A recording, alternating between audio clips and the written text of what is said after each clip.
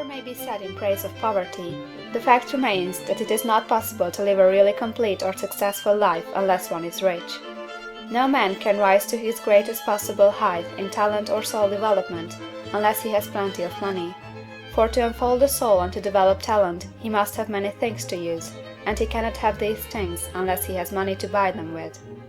A man develops in mind, soul, and body by making use of things, and society is so organized that man must have money in order to become the possessor of things.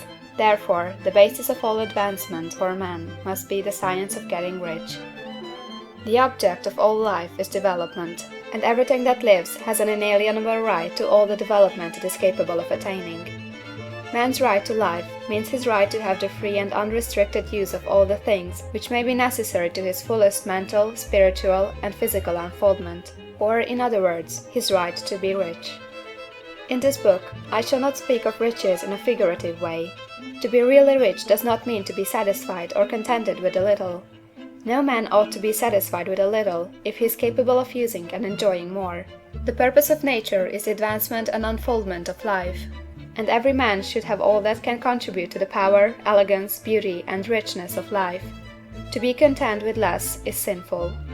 The man who owns all he wants for the living of all the life he is capable of living is rich, and no man who has not plenty of money can have all he wants.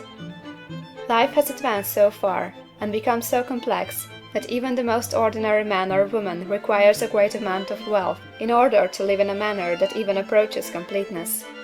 Every person naturally wants to become all that they are capable of becoming. This desire to realize innate possibilities is inherent in human nature. We cannot help wanting to be all that we can be. Success in life is becoming what you want to be.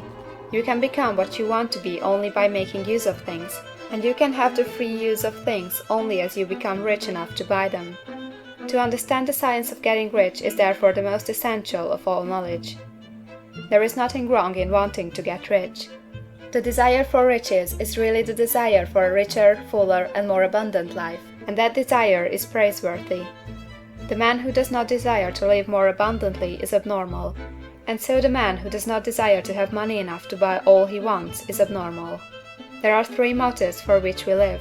We live for the body, we live for the mind, we live for the soul. No one of these is better or holier than the other.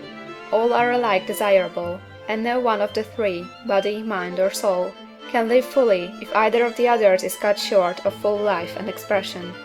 It is not right or noble to live only for the soul and deny mind or body, and it is wrong to live for the intellect and deny body or soul.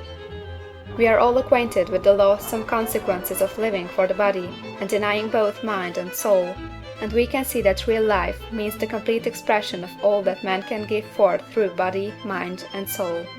Whatever he can say, no man can be really happy or satisfied unless his body is living fully in every function, and unless the same is true for his mind and his soul.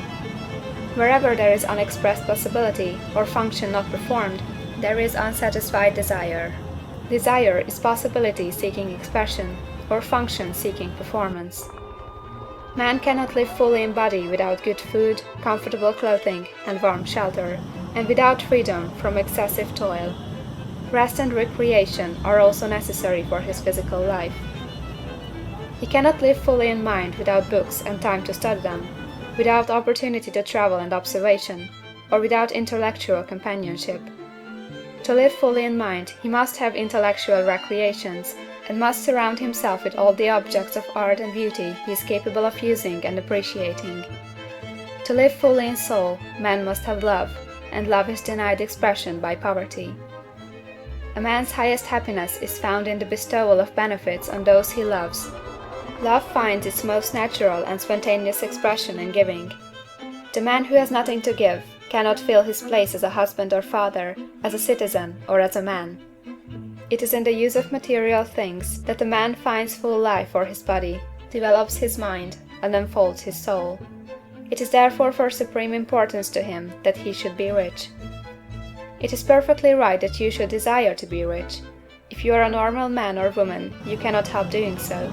It is perfectly right that you should give your best attention to the science of getting rich, for it is the noblest and most necessary of all studies. If you neglect this study, you are derelict in your duty to yourself, to God and humanity. For you can render to God and humanity no greater service than to make the most of yourself.